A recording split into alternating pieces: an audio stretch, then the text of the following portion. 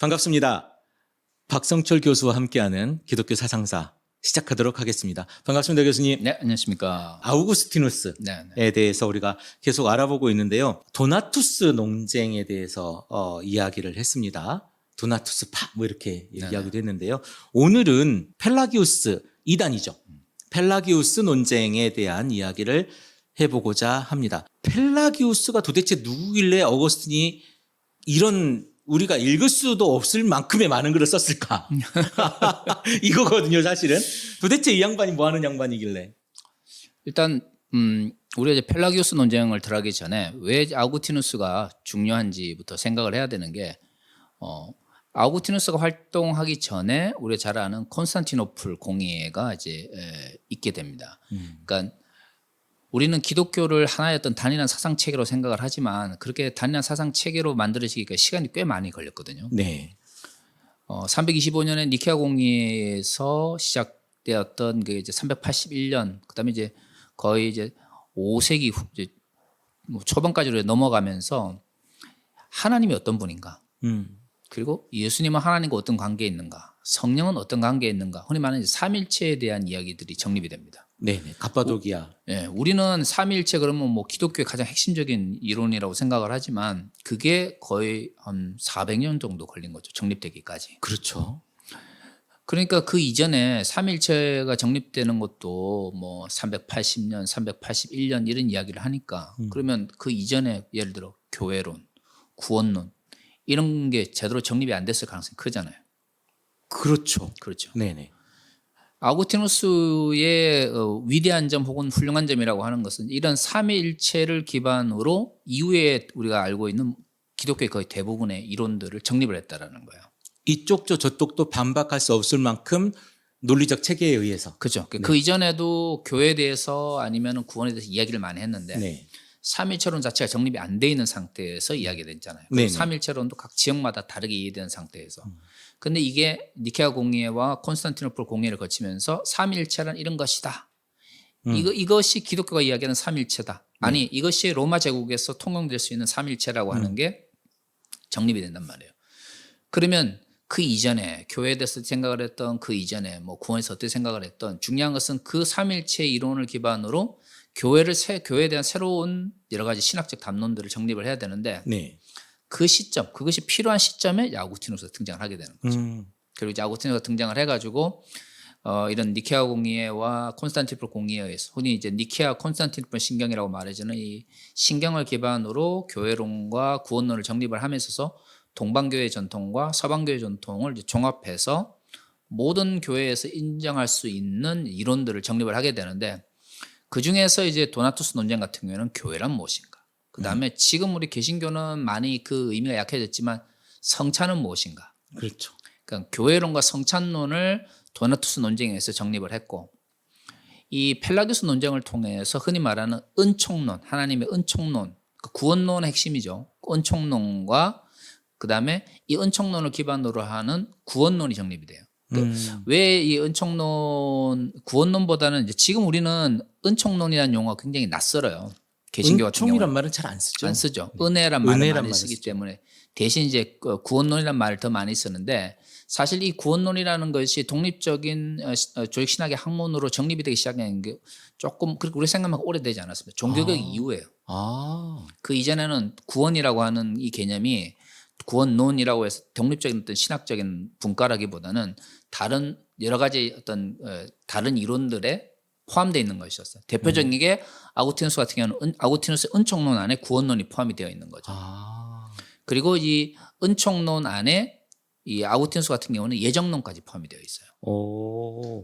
깔뱅이라든가 아니면 흔히 말하는 이제 개혁파 종교개혁 이후에 스위스 개혁파를 중심으로 발전하는 장로교단이나 아니면 개혁파에서 굉장히 중요하게 생각하는 이 이중 예정이라고 하는 것이 그 이후에 이제 독립적인 신학 분과로 굉장히 엄청나게 많이 발전하잖아요. 종교개혁 이전까지만 하더라도 예정론 자체가 독립적인 어떤 조직신학의 분과라기보다는 아구스티누스 같은 경우에는 은총론 안에 구원론과 예정론이 포함되어 있었어요.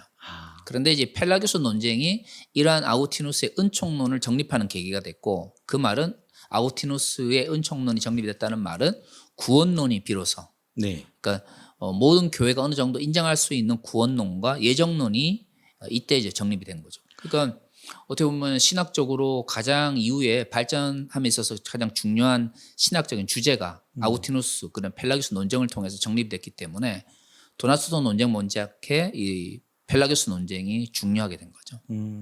제가 지금 그 교수님이랑 은총론 얘기하면서 그 구원론과 예정론 이야기를 했잖아요. 예정론이 칼빈의 예정론만 우리가 그 익숙하게 알고 있거든요. 네네. 이때도 예정론이라는 게 있었단 말입니까? 예정론이라고 해서 독립적인 분과론은 아니고요. 예정이라고 하는 개념이 이제 등장을 했고 우리가 이제 깔뱅에 의해서 예정론이 어떤 조직신학의 분과로 굉장히 중요해진 것은 깔뱅의 예정론이 흔히 말하는 이중 예정, 구원을 위한 하나님의 예정과 함께 구원을 받지 못한 자들의 유기, 버려둠이라고 하는 네네. 개념이 이제 장 깔뱅의 이 신학에서 굉장히 중요한 개념이기 네네. 때문인데 그 소위 말하는 단초 원형이 아우구스티누스의 이 은총론에 이미 등장을 해요. 아, 천년의 간극이 있네요. 그렇죠. 근데 종교개혁을 그냥 간단하게 이야기를 하면 토마스 아퀴나스적인 세계관을 비판하면서 네. 아우구스티누스적 세계관을 중세 이후에 새롭게 발견한 것이 이제 종교개혁의 사상이라고 흔히 이야기를 하거든요. 토마스 아퀴나스도 잘 모르고 아우구스티누스도 잘 모르는데 토마스 아퀴나스적 세계관을 비판하고 아우구스티누스적 세계관으로 교회를 개혁하겠다고요? 네네. 그러니까, 제가 어떻게 이해를 합니까 그거를? 그러니까 각 시대마다 그 각 시대를 움직이는 중요한 어떤 사상이 있잖아요. 네네. 예를 들어 철학 같은 경우는 플라톤이 있고 네. 플라톤의 이데아론이 한계를 보이니까 그의 제자였던 아리스토텔레스가 등장을 해가지고 새로운 이제 이데아론 네. 뭐 이렇게 만들어내고 그 사상이 이후에도 계속해서 반복해서 등장을 하거든요. 네. 그러니까 아우구스티누스 같은 경우에는 신플라톤주의 영향을 받았기 때문에 플라톤의 철학에 대해서 굉장히 긍정적이었고 실제로 아우구스티누스의 글을 보면 플라톤 같은 사람들을 예수께서 복음을 땅에 심으시기 위해서 보내시기 전에 하나님의 복음을 이해할 수 있도록 준비시키는 네. 그런 사람으로까지 묘사하거든요. 그러니까 아우구스티누스 같은 경우에는 플라톤이나 플루티누스의 사상이 굉장히 긍정적으로 수용이 되는데 그렇기 때문에 엄밀히 말하면 아우구스티누스의 사상은 이런 신플라톤주의적 기반이어서 형성이 되잖아요. 그런데 이제 네네. 모든 그쵸. 신학 사상은 한계가 있는 거죠. 이게 뭐 역사적으로 난십할 뻔하겠지만 십자군 원정이 이제 하면서 아우구스티누스적 사상을 기반으로 유지되었던 이제 그 시대가 한계를 보이기 시작하거든요. 네. 그때 이제 속에 등장했던 것이 토마스 아퀴나스라고 하는 신학자예요. 토마스 아퀴나스는 아리스토텔레스적인 어떤 그 철학적 기반 위에서 기독교의 새로운 교리 기반을 닦았거든요. 우리가 흔히 말하는 가톨릭이라고 하는 신학 체계가 교부 시대 이후에 가장 영향을 많이 받은 사람이 토마스 아퀴나스잖아요. 네, 그렇죠. 근데 그러면 왜 어떻게 이제 종교개혁이 그런 것에서 가톨릭적 사고방식에서 벗어날 수 있었느냐 이야기하면 종교개혁자들이 가장 많이 인용했던 사람의 글이 아우구스티누스예요. 아, 그러니까 그렇게 이제 각 시대마다 중요하게 영향을 미쳤던 사람들이 있는 거죠. 아우구스티누스가 솔직히 토마스 아퀴나스의 사상은 여전히 가톨릭에서 많이 영향을 받고 있고 신학 대전도 지금도 직접적으로 지금도 굉장히 많이 중요한 중요하게 네, 살아가는 굉장히 데 중요한 비해서 서적이죠. 네. 어떻게 보면 이제 개신교라고 하는 종교개혁 이후의 신학적 흐름들이 토마스 아퀴나스보다는 아우구스티누스적 영향을 많이 받았다고 하는 게 종교개혁을 이끌었던 많은 이들이 자신들이 가지고 있는 가톨릭 교회의 한계를 토마스 아퀴나스적 사고방식의 한계라고 생각을 했고 그런 토마스 아퀴나스적 사고방식의 한계를 극복하기 위해서 찾아 들어갔던 그리고 찾아서 그대로 넘어갔던 사람이 바로 아우구스티누스인 거죠.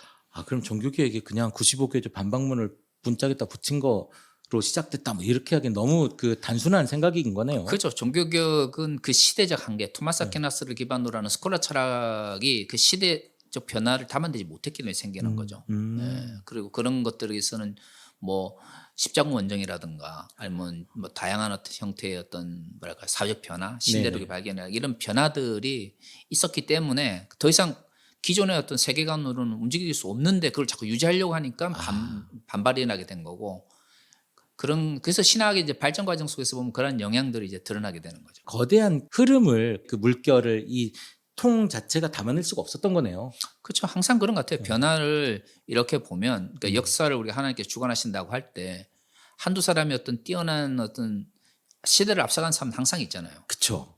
그런데 그들이 왜 그렇게 뛰어난 사상을 가지면서 불구하고 사회를 변화시키지 못하느냐 그러면 그들의 사상이 그 시대를 움직일 수 있거나 받아들일 수 있지 못한 상황인 거죠. 물결을 못 일으키는 그렇죠. 거네요. 아. 그런데 그들의 어떤 작은 흐름들이 이후에는 큰 흐름을 만들어내거든요.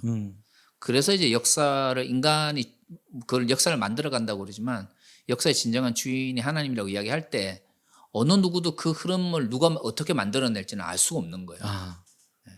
우리도 흐름을 만들어내고 있는 그 점들 중에 하나 아니겠습니까? 그렇죠. 언제 무언가가 모르는 일어날지는 그렇죠. 나비의 날개짓이 큰 태풍을 일으키듯이 우리가 어떤 날개짓을 하고 있는지는 지금 뭐 효과가 당장 안 나타나더라도 어느 날 유튜브에서 혁명이 일어날지도. 이거 저는 교회 선지자적인 의식이라고 하는 게 그런 거라고 생각하는 게 네네. 선지자들은 단 한 번도 자신의 시대에 좋은 결과를 본 사람들이 별로 없습니다. 우리가 아는 선지자 중에 뭐 그 시대에 잘 먹고 잘 살았다 이런 사람 별로 없잖아요. 아, 그렇죠. 근데 항상 시대가 지나고 나면 선지자들의 글이 그 이후의 사람들에게 읽히는 거죠. 그리고 선지자들의 그 외침은 다음 세대의 그 시대를 변화시키는 큰 힘이 되는 것처럼 뭐 어떤 사람은 그 말씀하신 것처럼 그 물결을 이끌어내면서 만들어내면서 시대를 변화시키는 사람도 있지만 어떤 이들은 그 물결을 준비하는 사람도 있는 것이고 내가 어떤 위치에 있을지는 아무도 알 수 없는 거죠. 그거는. 그래서 역사를 알면 알수록 더 겸손해지는 것 같아요. 아무리 날고 겨도 지금 제가 좋아하는 그 그림 그리는 사람 중에 고우라고 하는 사람이 있는데요. 그 양반이 그림 그리던 시절에 그림을 거의 못 팔았다는 거 아닙니까? 한 점 팔았다나 맞아요. 뭐 그랬다는 얘기가 있는데 지금은 뭐 우리가 살 수 없는 그림 아닙니까? 보통 사람들.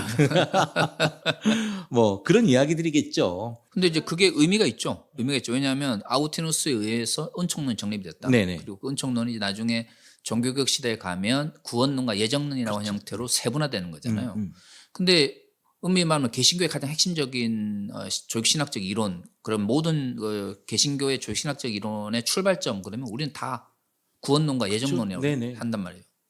그런 의미에서 보면 펠라기오스 논쟁은 엄밀히 말하면 개신교의 가장 핵심적인 조직신학적인 담론을 만들어낸 계기가 된 거죠.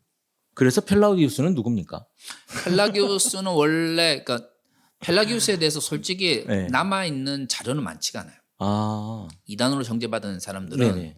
솔직히 그 명성에 비해서 남아 있는 자료가 별로 없어요.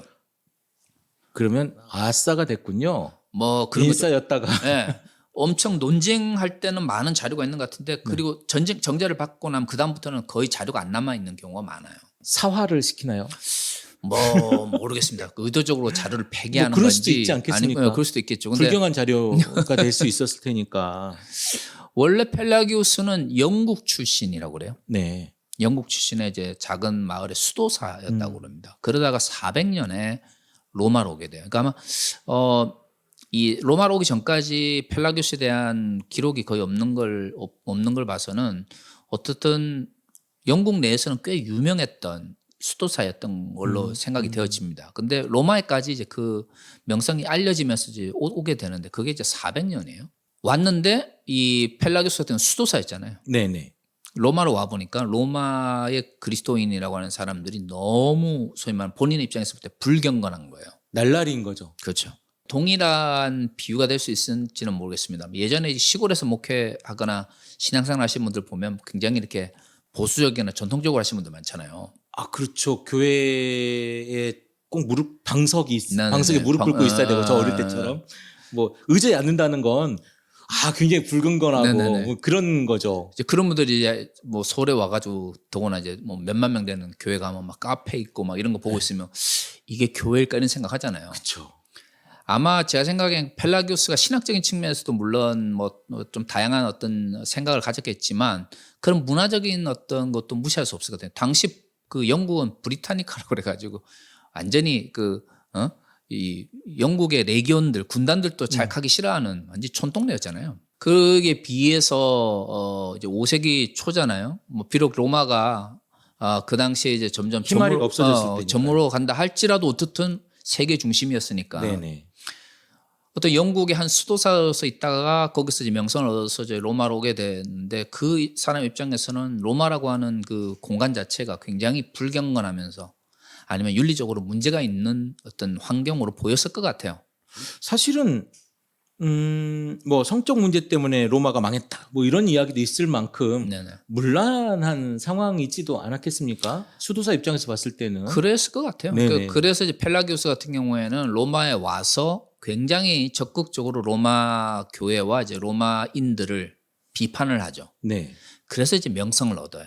아, 어그로를 끌었군요. 예, 그러니까 굉장히 엄격한 형태. 본인 스스로가 이제 수도사였고, 네네. 또 뭐 영국의 한 동네에서 이렇게 수도사니까 얼마나 엄격한 삶을 살았겠어요. 그 본인 스스로도 엄격하고 어떤 그 경건한 삶을 요구했고 또 살아왔기 때문에 그러한 또 삶을 이제 로마 사람들한테 요구를 하니까 로마 사람 입장에서는 굉장히 신선하고, 그다음에 로마가 이전과 다르다. 왜냐하면 한 시대가 이렇게 잘 될 때는 조금 작은 문제나 뭐 이런 사회적 문제가 있어도 그냥 우리 잘 되고 있어 넘어가는데, 네네. 한 사회가 이렇게 몰락의 길을 걸어가게 되면 뭔가 문제가 있는 것 같은 것에 대해서 지적을 하면 사람들이 귀를 기울이거든요. 아, 시대적 산물이군요. 네네. 네. 그 펠라기우스 와가지고 우리가 이렇게 경건하지 못하고 우리가 뭐 하나님의 말씀대로 살아가지 못하고 이렇게 문란하기 때문에 로마가 망하고 있다, 문제가 있다 이렇게 이야기를 하니까 당시 이런 펠라기우스의 외침이 굉장히 로마 사람들한테 인기를 끌었고, 좋은 이야기 한 것 같은데요.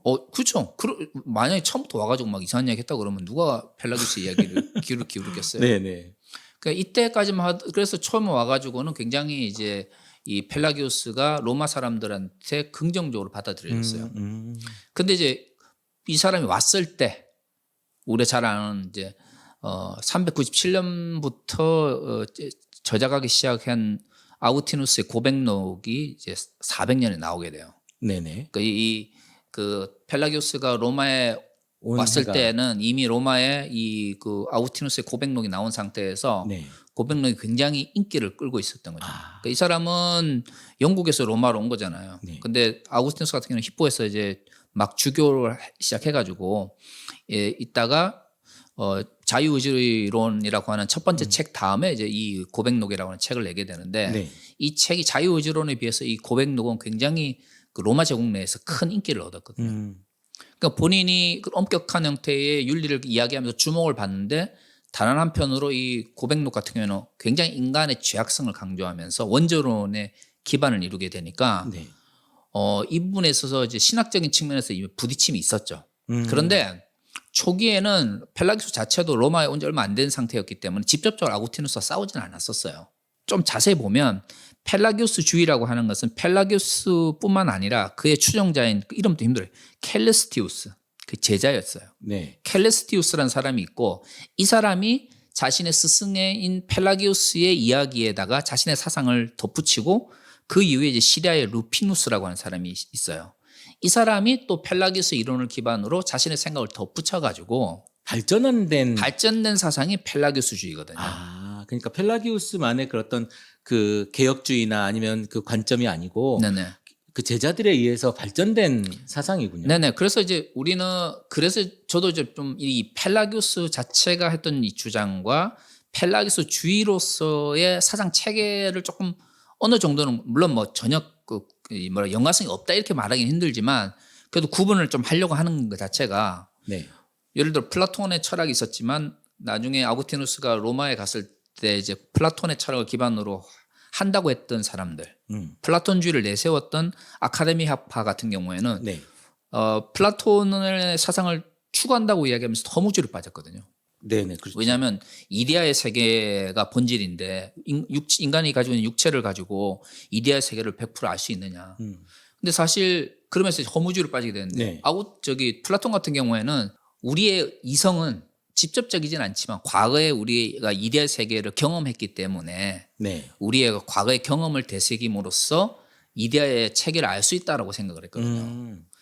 그러니까 물론 이제 그렇기 때문에, 그러면 그렇게 이성을 통해서 알 수 있는데 한계가 있지 않느냐라고 하면서 이제 그 아우구스티누스 시대에 이제 아카데미학파라고 하는 사람들의 이론을 발전시키게 되는데, 솔직히 두 이론이, 아카데미학파 같은 경우에도 플라톤의 이론을 기반으로 있지만 그렇다고 그 사람들의 주장이 플라톤의 주장인 건 아니잖아요. 그렇죠. 연관성은 있지만. 네네. 그다음에 신플라톤주의라고 하는 게 플라톤주의라고 하는 플라톤의 이름이 붙어 있지만 그렇다고 해서 다르죠. 발전된 그렇죠. 발전된 플루티누스의 이야기. 사상이 그렇다고 플라톤의 사상을 일치된 건 아닌 거예요. 그러니까 그렇죠. 펠라기우스의 사상도, 물론 펠라기우스 자신도 뭐 문제가 되는 주장을 하지만 그렇다고 해서 펠라기우스의 이야기 자체가 곧 펠라기우스주의라고 볼 수 있는 이거는 좀 철학적 측면에서도 그렇고 신학적 측면에서 좀 더 자세히 살펴볼 필요가 있어요. 시작은 했지만 제자들이 이만큼 부풀려 가지고 어느 정도는 다른 좀 있죠. 그림을 그려 놓은 거네요. 베이스를 가지고 있지만.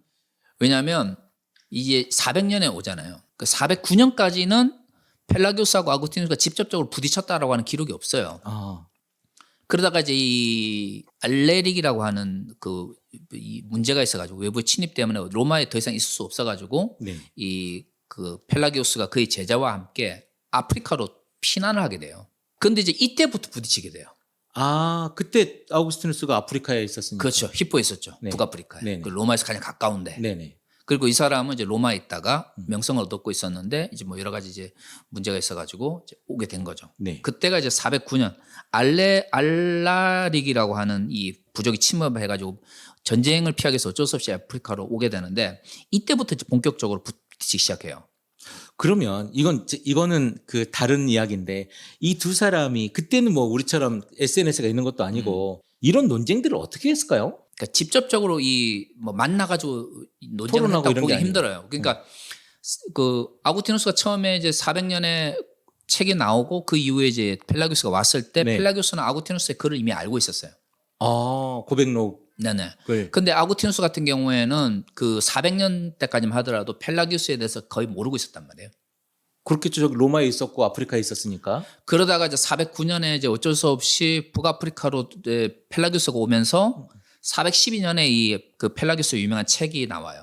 이 책이 나오면서 이제 그 412년부터 본격적으로 대립하기 시작했고 가까이 있게 되니까 가까이 있게 되니까 사람들 통해서 이렇게 알게 소문이 이렇게 되는 거죠. 소문이 논쟁을 만드는 거군요. 그리고 414년에 이제 펠라기우스 책이 나오죠. 책 제목이 본성에 대하여. 본성에 대한 되게 유명한 책 아닙니까? 예, 본성에 대한 그러니까 원제는 본성에 대한 책.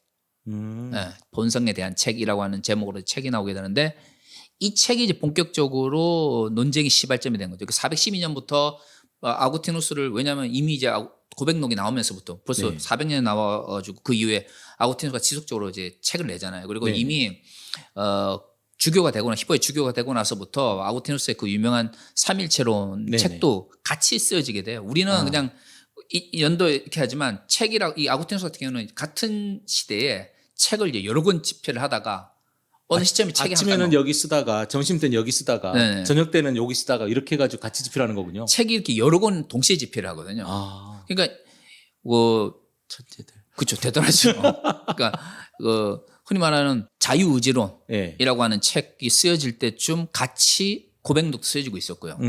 고백록이 쓰여지고 있을 때 삼일체론도 같이 쓰여지고 있었어요. 그러니까 이제 이런 사람들 이 책을 막 쓰고 막 책이 나오면서 아구티누스가 이 히포를 중심으로 막 이 명성을 얻게 되면서 제자들과 추종자 이렇게 되잖아요. 네네. 그리고 이제 거기 있다가 409년에 와서 412년부터 본격적으로 아프리카에서 활동을 하게 되면서 네. 또 펠라기우스의 추종자들이 있고 서로 이제 갈등을 하게 되죠. 서로 이제 다른 이야기들을 하게 네네네. 되니까.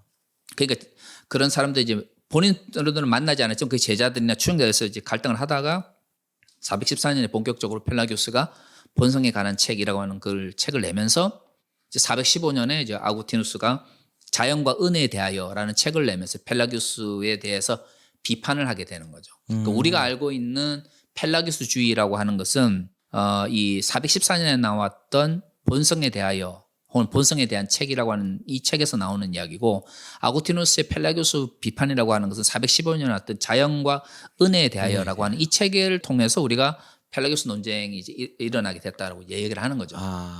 그러니까 서로 이제 이 소문과 소문을 하다가 어라 이 사람 봐라 이렇게 이 이야기를 이거 아닌데라고 하면서 책을 쓰고 네네. 이쪽에서도 책을 쓰고 이렇게 하면서 이제 서로 이 책을 또 읽은 사람들이 또 소문을 내고 네네. 오며 가며 교류하고 이런 거였네요. 그러니까 펠라기우스도 제 생각에는 400년에 막 와서 409년까지 한 10년 정도까지는 아구티누스와 직접적으로 이렇게 대립되는 사상이었을까라는 생각이 좀 들어요. 그러니까 윤리적인 걸 되게 강조를 했지만 수도사니까. 네네. 그런 거 강조를 했지만 완전히 이제 아구티누스와 이제 척을 저으면서 신학적으로 이제 대립적 관계에 되게 되는 게 이제 어떻게 보면 412년부터 본격적으로 되는데 그 이전까지 과연 펠라기우스가 전혀 우리가 일반적으로 알고 있는 펠라기우스주의적 이론을 했다 그러면 과연 로마에서 그가 이제 그런 또 지지를 얻을 수 있었을까라는 생각이 들어요. 도대체 어떤 이야기를 했길래 우리의 그 어거스틴 선생님이 뭐라고 했을까요? 펠라기우스가 도대체 다니면서 어떤 이야기를 했길래? 뭐 신학적으로는 뭐 되게 이제 용어가 복잡한데 네. 흔히 이제 뭐 간단하게 이야기를 하면 그 펠라기우스하고 아우구스티누스가 서로 다른 그 관점을 가졌던 게 한 4가지 정도가 돼요. 엄청 많군요. 네네. 근데 사실 이거는 뭐 4가지긴 하지만 다 연결돼 있어요. 아, 한 가지네요, 그러면. 어떻게 보면 한 가지예요. 제일 중요한 것은 뭐냐면 인간에게 자유의지가 있는가 없는가. 아우구스티누스가 썼던 자유지론이라고 한 책이 있지 않습니까? 그 책도 솔직히 살펴보면 되게 내용이 많은데 이 책 자체가 되게 논쟁이 많아요. 아, 이게 이제 사실 이걸 하면 신학적으로 엄청 길어지는데 간단하게 요약을 하면 이렇죠. 우린 간단한 거 좋아합니다. 이 그 고백록이 있기 전에 네. 아구스티누스가 자유의지론이라는 책을 써요. 네. 그러면서 여기서 이제 아구스티누스가 뭘 주장하냐면 인간에게는 2가지 성향이 있는데 하나는 일시적으로 좋은 것을 추구하는 마음과 영원히 좋은 것을 추구하는 2가지 성향이 있다라는 거예요. 일시적인 것은 흔히 말하는 우리 세상 속에서 살아가면서 사회적으로 나타나는 좋은 것. 근데 이제 이게 공공선이에요. 공공선. 공동선. 그러니까 아구스티누스의 그 흔히 말하는 공동선 이론 여기서 출발해요. 자유의지론에서. 인간이 살아가면서 선이라고 하는 걸 추구해야 되면 사회라고 하는 게 유지가 안 되는데 네. 그렇기 때문에 이 세상 이게 나중에 하나님의 도성에서도 비슷한 얘기 나오거든요. 그래서 어쩔 수 없이 하나님께서 사람들이 타락 이후에도 이 사회를 유지할 수 있도록 기본적으로 일시적으로 좋은 선은 선이에요. 그런데 하나님께서 우리에게 주신 영원한 그 선에 비해서는 또 구원과 관련된 선에 비해서는 일시적인 거예요. 일시적인 거. 네. 네. 그런데 일시적이지만 사회를 유지할 수 있을 만큼 그리고 사람들이 영원에 비하면 일시적인 네네. 것이죠. 질서를 유지할 수 있을 만큼의 일시적인 선을 주셨는데 중요한 것은 이 일시적인 선과 그 영원한 선이라고 하는 것이 있지만 인간은 이 세상을 살면서 일시적인 선을 어느 정도밖에는 지킬 수밖에 없다라는 거예요. 근데 이제 인간이 그러면 어떻게 그게 선인지 선이 아닌지를 알 수 있느냐라고 할 때 하나님께서 기본적으로 인간에게 자유의지를 주셨다는 거예요. 그 죄가 뭐냐? 죄라고 하는 것은 영원한 선을 선택하는 것, 일시적이지 않은 것, 영원한 선을 선택할 수 있도록 하나님께서 자유를 주셨는데 결국 인간이 영원한 선을 선택하지 않고 그냥 일시적이면서 그냥 자기 눈에 좋아 보이는 선을 선택한 거죠. 그 때문에 이 자유의지론에서 말하고 싶은 것은 그러니까 죄를 지은 건 누구다? 인간이다. 하나님은 그 죄에 대해서 책임이 없다. 네. 하나님은 영원히 좋은 것을 택하라고 하고 그것을 만들어 놓으셨는데 그걸 택하지 않은 인간이 나쁜 나쁜 놈이다. 그거예요. 그 이야기를 하고 싶어서 그 책을 쓴 거죠. 근데 왜 이걸 얘기하면 사람들이 자꾸 하나님께서 모든 걸 다 아시는 분이 왜 사람들에게 자유의지를 줘가지고 죄를 짓게 만드셨는가?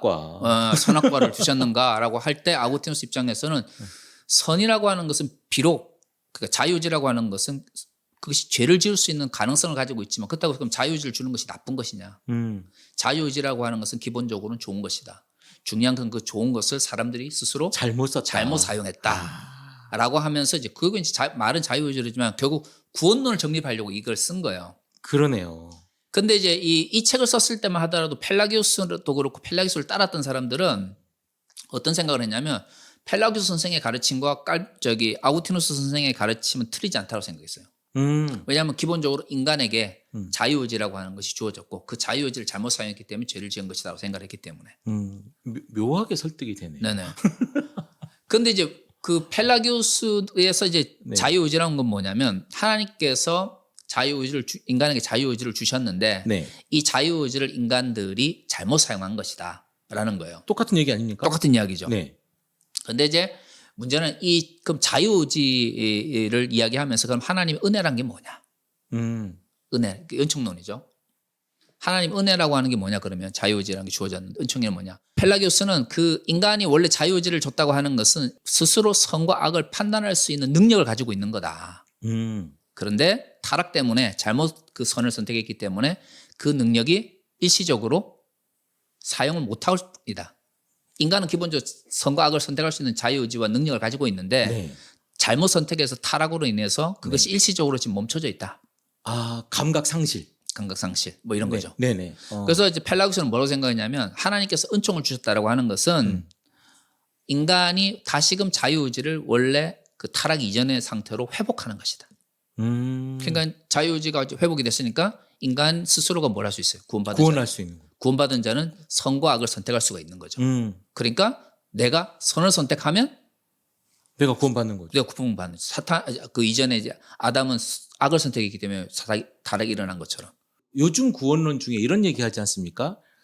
예수님 믿는 것을 내가 믿는 것이냐 아니면 하나님이 나를 믿도록 예정해 놓은 것이냐 그런 논쟁을 하지 않습니까? 그렇죠. 예정론이죠. 아구티누스가 결국에는 이 예정론으로 나가게 되는 이유가 그거예요. 펠라기오스가 하나님 은총이라고 제일 많이 오해하시는 게 뭐냐면 펠라기오스는 하나님의 구원에 있어서의 하나님의 은총을 부인했다라는 거예요. 그건 펠라기오스의 글을 읽어보지 않은 분들이 하는 이야기예요.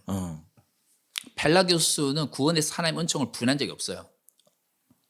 단지 은총의 개념이 아구티누스랑 달랐어요. 아니 다른 거지 틀린 거는 아니잖아요. 근데 이제 그 개념 자체가 이제 결국에는 구원론으로 넘어가면서 그러면 은총을 받은 상태에서 인간이 이제는 스스로 자유의지가 회복됐기 때문에 네. 스스로 모든 걸 할 수가 있는 거죠.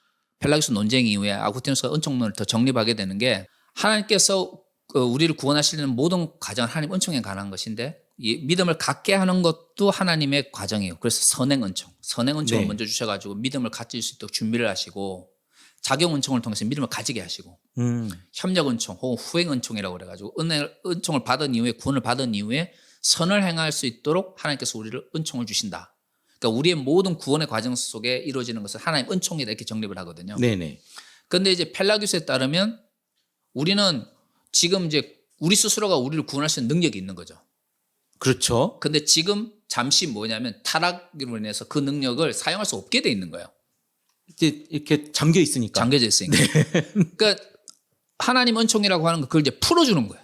하나님 은총이 그걸 풀어주면 내가 이제 자유의지를 사용할 수 있는 거죠. 네네. 그러고 나면 그 다음부터는 하나님의 은총 자체가 더 이상 필요가 없네요. 필요가 없게 돼요. 네. 그러니까 이 펠라기오스의 그 펠라기오스주의의 가장 큰 문제는 하나님의 은총을 부인한 게 아니고 하나님의 은총 자체가 이후에 그리스도인의 삶 가운데서 더 이상 사용 필요가 없다. 필요가 없어요. 필요가 없이 내가 선을 택할 수 있으니까. 네네.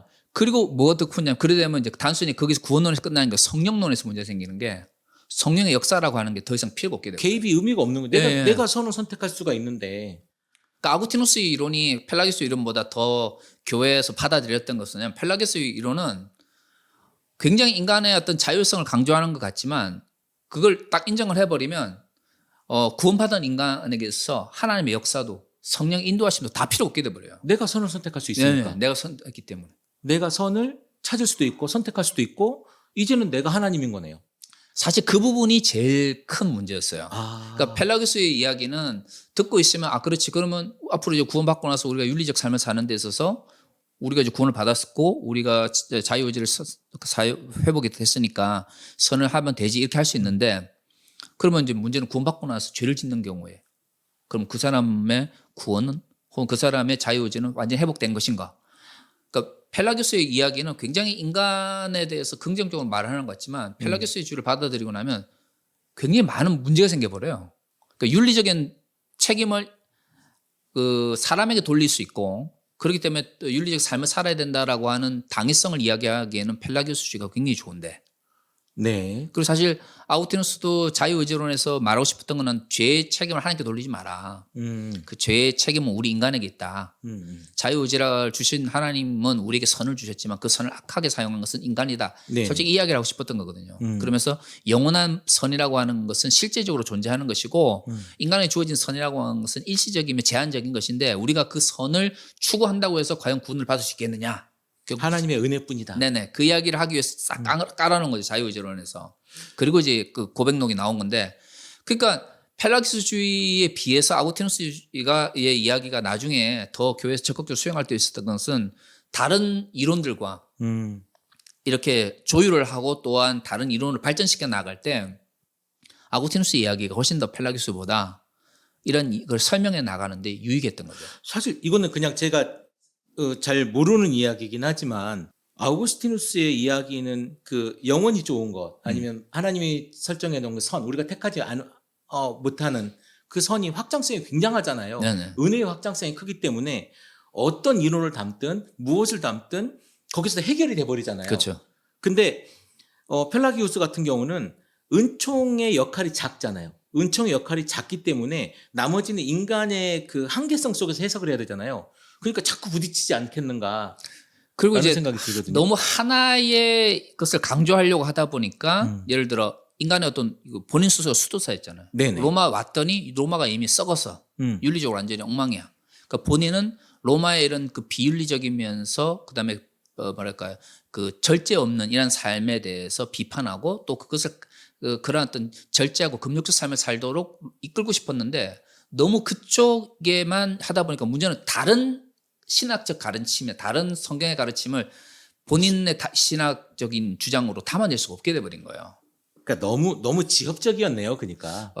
뭐 좀 나쁘게 이해하면 지엽적인 네. 것이고 조금 이제 뭐 좋게 이야기를 하자 그러면 너무 윤리적인 어떤 책임을 강조하고 싶었던 거예요. 그게 앞서다 보니까 이론 자체가 문제 생긴 거죠. 그리고 그래 되면 나중에 이 뭐 아까 말씀드렸지만 네 개로 부딪히면 결국엔 하나라고 하는 게 네네. 인간의 자유의지된 생각이 달랐기 때문에 또 자유의지라 능력이라고 하는 것이 하나님 은총 이후에 완전히 회복되느냐 그렇지 않느냐 이 죄의 문제와 연결돼 있거든요.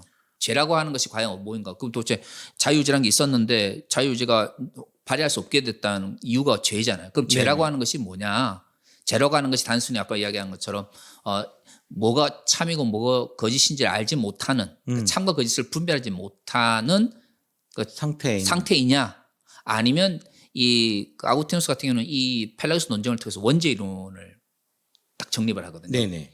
아니다. 우리의 참과 거짓을 판단하는 능력과 관계없이 인간은 원죄라고 하는 것을 가지고 태어나기 때문에 기본적으로 스스로 구원할 수 있는 능력이 없다. 이렇게 이야기를 했어요. 이 사람은.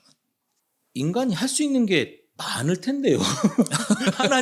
하나님이 은혜 안에 은혜라고 하는 풍성이 너무 크기 때문에 인간이 지금 자유의지를 가지고 일시적으로 좋은 것 이것만을 선택한다고 하는 그게 사실 죄인 거잖아요.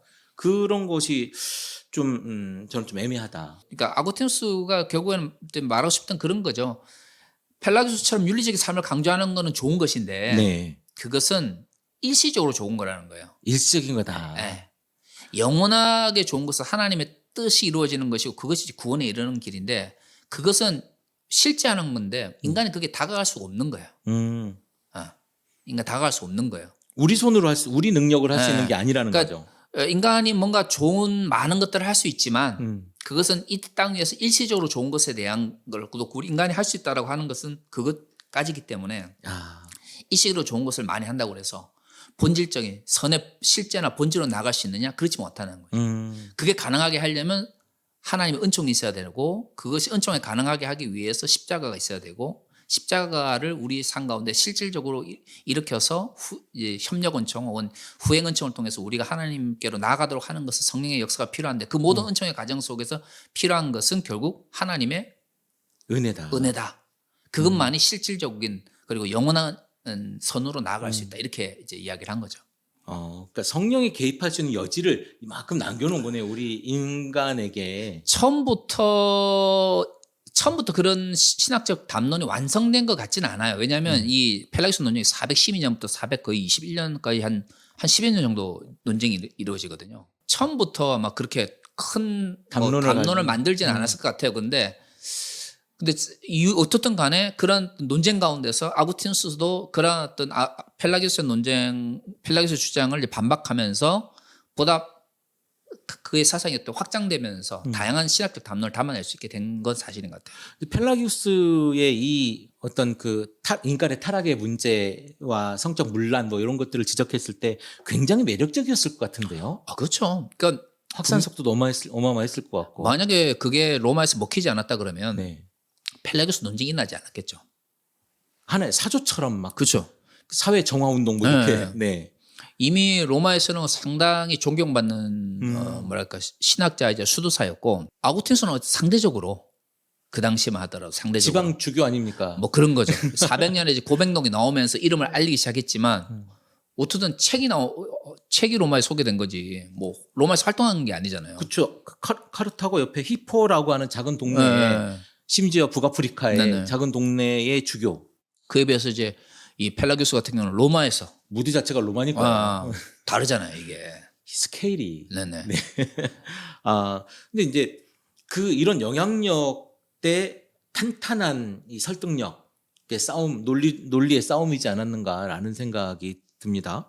아구티누스의 어떤 신학의 위대한 점은 이제 바로 그런 것 같아요. 그 논쟁을 해서 이겨. 네. 논쟁을 해서 그러니까 예를 들어 펠라기우스 아까 말씀하신 펠라기우스가 굉장히 추종자들이 많았거든요. 그랬을 그리고 것 같아요. 그랬기 때문에 이제 북아프리카처럼 자기 왔는데 아무 기반도 없었잖아. 그런데도 이 아구스티누스하고 논쟁을 할 정도면 세력이 굉장히 했기 때문에 논쟁이 가능한 거잖아요. 네네. 예를 들어 아무도 없어. 아무리 뭐 책을 쓰고 해도 아무도 펠라기우스 이야기 귀를 안 기울이면 굳이 아구스티누스가 신경도 쓸 필요 없겠죠. 그 당시 책을 쓴다고 하는 게 얼마나 많은 에너지와 돈이 들어가는 행위예요. 그렇죠. 굳이 이 414년에 책이 나왔는데 펠라기우스 책이 415년에 책을 쓸 정도면 얼마나 바로 쓴 거 예, 아니에요? 얼마나 많은 에너지를 거기 쏟았겠어요. 다른 책도 엄청 쓰고 있었을 텐데. 근데 그러한 그 논쟁이 일어나려 하면 이미 그 아구스티누스의 그 뭐랄까 대적자들 같은 경우는 상당한 어떤 힘을 가지고 세력을 가지고 있는데 있었죠. 그걸 신학적 논쟁을 통해서 이겨내는 거죠. 도나투스도 마찬가지잖아요. 예. 도나투스는 아구스티누스 이전에 활동했던 사람이고 그렇죠. 이미 그 고난 대박해기 때 믿음 지켰던 사람들이잖아요. 그러니까 얼마나 대단한 사람들인 거죠. 존경을 받고 막 힘을 가지고 있겠어요. 그런데 논쟁을 막상 들어가면 안 되죠. 아구스티누스한테. 참, 그 아우구스티누스 이 양반, 그 좀 멋쟁이 양반들을 자꾸 이렇게 넘어뜨리는 기술이 있어요. 믿음을 지킨 양반들, 그리고, 문란한 성이라던가 이 사회 정화를 위해서 노력한 사람들을 다 이단으로 해서 쫓아내버리고.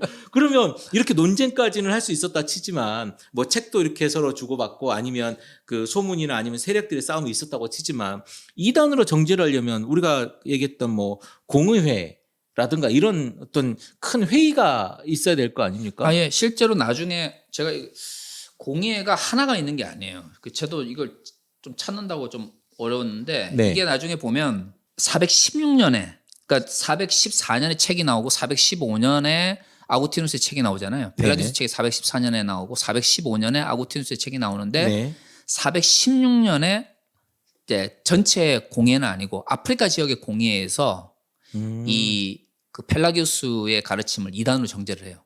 동네 회의가 있었던 거네요. 네네네. 예, 아프리카 지역에서. 왜냐하면 로마 지역에서는 여러 가지 어려움이 있어서 나왔기 때문에 아프리카 내에서만 지금 굉장히 뜨겁잖아요. 그럼 알렉산드리아, 뭐 카르타고, 히포, 뭐 요런 지역에서 다 모여가지고 주교들이 했겠네요. 그러니까 그 논쟁 자체가 굉장히 빨리 진행됐고 아구스티누스의 이 비판이 굉장히 설득력이 있었던 거죠. 1년 만에 책이 나온 지 1년 만에 두 개의 이제 아프리카 공회에서 이단을 정제받게 되고 그다음에 418년에 또 카르타고 공회에서 또 이 펠라기우스가 파문을 당하게 돼요. 아, 중앙으로 가서. 네네네. 중앙 무대에서는 파문을 당하고. 네네. 카르타고에서도 되고. 그리고 나중에 근데 이 세력이 있었다고 그러잖아요. 네네. 실질적으로 그 파문을 당하고 나서도 율리아누스라고 하는 추종자가 율리아누스. 있어가지고 그가 펠라기우스의 가르침을 계속 전파해요. 우리가 제가 앞서 말씀드렸지만 펠라기우스주의 자체는 네. 굉장히 큰 하나의 사상 체계인데 펠라기우스 이후에 그의 제자들과 수종자들이 함께 그때 생각을 만들어서 이제 묶어낸 사상 체계라고 했잖아요. 네네. 그렇기 때문에 펠라기우스가 파문을 당하고 나서도 펠라기우스주의라고 하는 사상 체계는 굉장히 그 세력이 그걸 가지고 있었고 율리아누스라고 하는 사람이 그 대표자였거든요. 되게 유명한 사람 아닙니까? 네. 이 사람도 나중에 결국에는 이제 431년에 네. 에베소스 공의회에서 이단으로 정제가 돼요. 아. 그리고 최종적으로는 529년에 제2차 오랑주 공의회에서 펠라기우스의 사상은 이단이라고 해서 정제가 되면서 역사 속으로 사라지게 되죠. 100년 가까이. 그렇죠. 100년 그만큼 가까이. 펠라기우스의 세력이 컸던 거고 네네. 거기에 비해서 아구스티누스의 비판이 굉장히 그 뭐랄까요 설득력이 있었던 거죠. 한쪽 세력이냐 논리적 비판이냐 이게 이제 계속 내부에 있었던 걸 알 수 있는 거죠. 아직도 우리가 선택을 하느냐, 하나님의 예정론이냐, 이 부분에서 아직도 굉장히 많은 다양한 의견들이 아직도 전개되고 있지 않습니까? 그러니까 이 부분이 내가 믿는 것이냐, 하나님이 나를 예정해서 믿는 것이 되어진 것이냐, 글쎄요. 사실 이게 예를 들어 하나님께서 우리를 구원하셨기 때문에 네. 우리가 하나님 말씀대로 살아야 된다라고 하는 당위성이 강해지면 그런 논쟁이 필요가 없어요. 펠라기우스도 마찬가지고 이후에 나타나는 인간의 윤리적 삶을 강조하는 그 가르침들 이게 보면 말씀 하나님의 은총으로 구원을 받았는데 구원을 받아가는 사람들이 그 말씀대로 안 사는 거예요. 20세기의 그 디트리 보네퍼의 값싼 은혜, 싸구려 은혜라고 하는 책에서 보면 나오잖아요. 은혜로 구원을 받았다고 하는 사람들이 제자도가 없어. 그러면서도 난 하나님 믿는다고 이야기를 해. 그 책의 맨 앞장에 나오는 박사들이 있죠. 네. 그러면서 하는 이야기가 그것은 하나님의 은총일지 모르지만 그 은총을 받았다고 하는 사람들이 그 은총을 싸구려로 만드는 것이다 비판하거든요. 그러니까 어떤 문제냐면 이게 하나님의 은총으로 구원을 은혜로 구원을 받았기 때문에 이제 그 은혜가 너무 귀한 거니까 말씀대로 살아가기 위해서 치열하게 자신의 삶을 돌아가고 성찰하고 이렇게 하면 솔직히 하나님의 은총을 강조하는 것과 윤리적 삶을 강조하는 것이 대립되지 않아요. 그렇죠. 근데 이제 어떤 문제가 생기냐면 아구티누스처럼 하나님의 은혜로 은총으로 구원을 받았다, 예정되었다. 그다음에 이제 성령께서 우리를 선한 삶으로 인도하신다. 이게 강조가 되면 사람들이 그 우리 요즘 구원파처럼 구원을 받았으니까 육체적인 됐어. 죄는 됐어 이제. 뭔 죄를 지어도 우리는 네. 다 구원받아.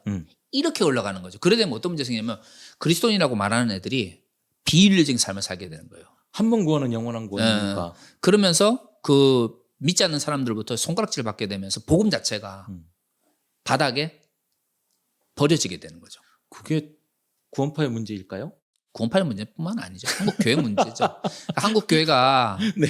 한국 교회가 은혜를 막 강조하는 사람도 엄청 많은데 은혜를 강조하면 할수록 자꾸 구원파를 닮아가는 이유가 그거예요. 구원파적 구원론이 장악하고 있는 대한민국 아닙니까?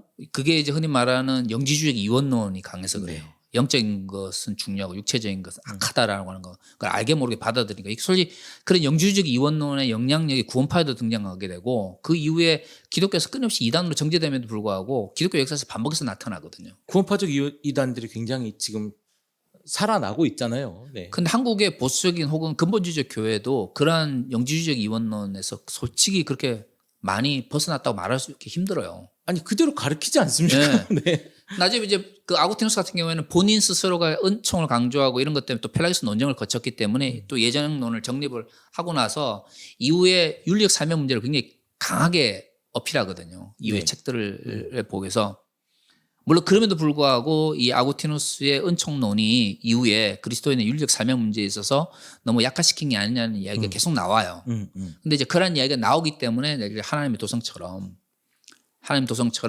하나님의 법 가운데 이 땅을 살아가지만 하나님의 백성들은 하나님의 법대로 살아가야 된다라고 하는 이야기를 이미 구원론을 정립하고 나서도 나중에 또 나중에 계속 하잖아요. 네네. 그러니까 아구티누스도 알고 있는 거예요. 아구티누스는 알고 있는 거예요. 우리의 구원론 자체는 인간의 힘을 할 수는 없는데 네. 문제는 그것만 막 강조하다 보면 윤리적 삶의 문제가 약해지는 거예요. 일시적 좋은 것에 대한 선택을 네네. 어떻게 하면 살아야 될 것인가. 그러니까 윤리적 삶의 문제가 약해지는데 그래 되면 펠라기우스처럼 윤리적 삶을 강조하기 위해서 어쩔 수 없이 구원론의 변형이 일어나게 되는 거죠.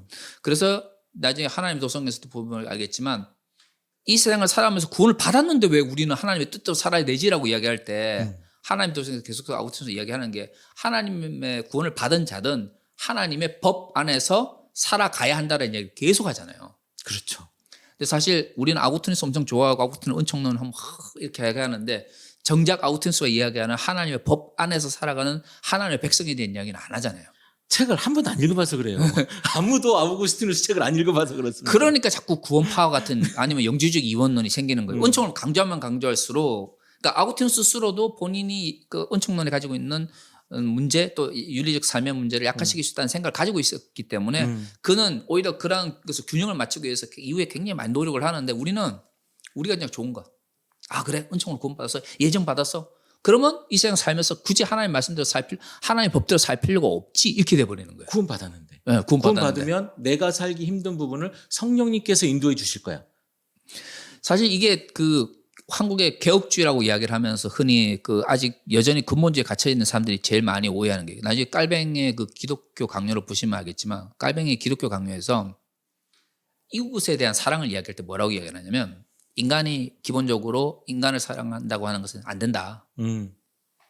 그래서 인간을 사랑한다고 할 때 스스로 인간의 사랑으로 사랑하려고 할 때 가식으로밖에는 흘러갈 수밖에 없다. 그럼 인간이 어떻게 하면 인간이 진짜 인간을 사랑할 수 있느냐? 하나님의 사랑을 깨달았고 구원을 받은 자는 하나님의 사랑을 깨달은 그 사랑이 참됨을 알기 때문에 비로소 이웃을 진정으로 사랑할 수 있다라고 하면서 이웃에 대한 사랑을 이야기하고 그걸 기반으로 나중에 흔히 말하는 직업소명설이라든가 네네. 만인재산서 이게 막 나오거든요. 근데 우리나라에서 깔병하신다는 분들은 이중예정, 그다음에 하나님의 은혜 이거 이야기하고 그런 거 이야기를 안 해요. 왜 안 할까요? 그러니까요. 그러니까 자기들 깔병주의를 이야기하잖아요. 네. 아니, 깔병 주인은 맞겠죠. 근데 깔병은 그렇게 하나님 은혜를 이야기하고 나서 이웃에 대한 사랑을 이야기하고 또 시민 정부에 대한 그 기독교 강요가 이렇게 이 책 따로 저 책 따로 안 하잖아요. 하나의 책이잖아요. 하나의 책이 네 권짜리 있습니다. 네 네네. 권짜리. 근데 그 책이 하나의 사상 체계로 이루어져 있는데 네. 거기에서 굉장히 중요한 부분이 시민 정부가 왜 이 땅에 존재해야 되는 거거든요. 그리고 그 시민 정부는 공동의 선을 위해서 네. 존재하는 건데 그러면 그 공동선의 문제, 시민 정부의 문제 이런 것들이 은총론이나 구원론이나 아니면 예정론하고 연결이 안 됐겠어요? 다 연결이 돼 있는 연결돼 거죠. 있죠. 그렇죠. 그러면 하나님의 은총을 이야기하고 이중 예정을 이야기를 하려면 그것만큼이나 뭘 또 같이 이야기하냐면 시민 정부가 추구하는 공동의 선, 그다음에 인간이 그러면 가식이 아닌 외식이 아닌 인간이 인간을 사랑하고 인간이 가난한 자를 돕는 삶의 문제도 같이 강조를 해야 되는데 싹 빼먹어요. 아, 그리고는 구원론만을 막 이야기하는 거죠. 그리고 그 이제 깔병 이야기했다고 하는 거예요. 그 문제는 깔병이 이야기를 안 한 건 아닌데 자꾸 그런 식으로 깔병을 강조하면 강조할수록 실질적으로는 구원파의 구원론이나 영주주적 이원론을 자꾸 닮아가는 거죠. 그 이게 아구티누스의 그 은총론에 대한 펠라기오스 논쟁에서도 똑같이 나타나요. 이게. 아, 그러니까 펠라기오스 논쟁을 보면서 아구티누스의 은총론 그리고 예정론 그리고 구원론의 정립 좋아 이것도 중요한데 그러면 여기서 아까 그러니까 사실 목사님처럼 그렇게 자연스러운 질문들이 나와야 돼요. 그러면 이런 윤리적 삶을 강조하는 것은 나쁜 건가? 그러면 도대체 아구티누스의 그 신학적 담론 속에서 그러면 이러한 구원론이 그러면 어떻게 윤리적 삶을 강조하는 이론으로 확장되는가? 그럼 찾아봐야 될 거 아니에요. 이 책만 있는 게 아니잖아요. 그렇죠. 네. 그러면 그렇구나. 그럼 그 이후에 나오는 뭐 신국론 혹은 하나님의 도성이라고 하는 그 책 속에서는 어떻게 이 땅에서 살아가는 그리스도인들이 어떻게 하나님의 뜻대로 하나님의 법대로 살아야 되느냐에 대한 이야기가 나오는 거죠. 자유의지론에서 나왔던 일시적인 선을 쫓아가는 사람과 영원한 선을 쫓아가는 이 이야기가 나중에 하나님 도성에서 영원한 하나님의 법, 렉스 아이테르나 영원한 하나님의 법과 일시적인 법, 렉스 템포랄리스, 일시적인 법을 쫓아가는 두 도성의 사람으로 발전하거든요. 그러니까 연속되어 있거든요. 이렇게 신학이. 근데 은총 좋아 하고 뒤에 안 읽어버리고 다 빼버리는 거죠. 그러니까 우리 성경도 마찬가지고 이런 어떤 이 신학의 기초잖아요. 신학을 기반으로 만들어진 이 이야기들을 굉장히 파편적으로 받아들이는 거예요. 그렇죠. 그게 제일 큰 문제예요. 그 신앙도 파편적이고 그러니까 자꾸 이렇게 좁아지는 거죠. 하나로 합쳐서 꿰지도 못하고 전체적인 신앙 체계라든가 신학 체계라든가 성경도 제대로 못 보고 있으니까 신앙이 제대로 설 리가 없죠. 그렇죠. 그런 쪽 고민들이 너무 적어요. 그러니까 제일 안타깝게 생각하는 게 예를 들어 뭐 철학 이야기를 해서 죄송하지만 20세기 가장 위대한 정치 철학자라고 하는 한나 아렌트 같은 경우에 독일에서 이제 박사학위를 하다가 이제 나치 때문에 미국으로 쫓겨가서 이제 미국에서 유명해졌단 말이에요. 박사학위 논문이 아구티누스의 그 사랑 개념이에요. 사랑 개념. 사랑과 성. 예? 사랑과 성의 개념을 하고 이후에 그 아구티누스가 말하는 언어적 행위. 그 기독교 교양에서 언어적 행위에 대한 이야기 나오잖아요. 네네. 아구티누스가 굉장히 많은 부분 그 언어적 행위에 대한 그 인간의 언어에 대해서 굉장히 신학적으로 많이 정립을 해놨거든요. 그 언어적 행위에 대해서 굉장히 관심을 가지고 있었고 나중에 그 한나 아렌트가 그 인간의 조건이라고 하는 책에서 보면 정치란 뭐냐 공정력에서 이루어지는 인간의 언어적 행위를 정립을 하게 되는 굉장히 중요한 부분이 그 깊이 들어가 보면 이 아구티누스의 사상이 굉장히 많은 부분 깔려져 있어요. 근데 우리는 그렇게까지 연결을 안 시켜요. 모르는데 어떻게 연결을 시킵니까? 네. 근데 우리는 아구티누스의 그런 이론 자체에 대해서 네. 아까 무슨 계속 파편화시키는 거죠. 그렇죠. 그리고 이 아구티누스 사상의 현대적 의미가 무엇일까 고민하는 거예요. 제가 한나 아렌트를 덜 먹인 이유는 뭐냐면 아구티누스의 사상이 예전에 그랬다가 중요한 게 아니잖아요. 솔직히 그게 지금 우리 시대에 얼마나 중요한가를 고민해야 되는데 옛날 이야기고 많은 거죠. 네. 그래 버리면. 우리는 그 정치 철학자만큼도 과거에 위대했다라고 하는 교부들의 이야기를 우리 시대의 문제로 받아들이지 않는 거예요. 그러니까 저는 그게 좀 안타까워요. 그러니까 철학자나 사상가 이름을 몰라도 되는데 네. 과거에 그것이 정말 중요한 신학적 의미였다 그러면 좀 파편화시키지 말고 그 전체적인 이 의미 속에서 오늘날 우리의 관점에서 그걸 어떻게 볼 건가를 고민해야 되는데 그런 고민들이 없는 거죠 지금. 우리가 그 작업을 하지 않습니까? 그렇죠. 통째로 해야 좀 알아봅시다. 그리고 요거 파편화 시켜서 아니 제가 제일 물론 뭐 제가 뭐 누구를 대표하거나 무엇을 뭐 대단하게 하는 사람은 아니지만 가장 안타까운 게 구원파적 구원론이에요.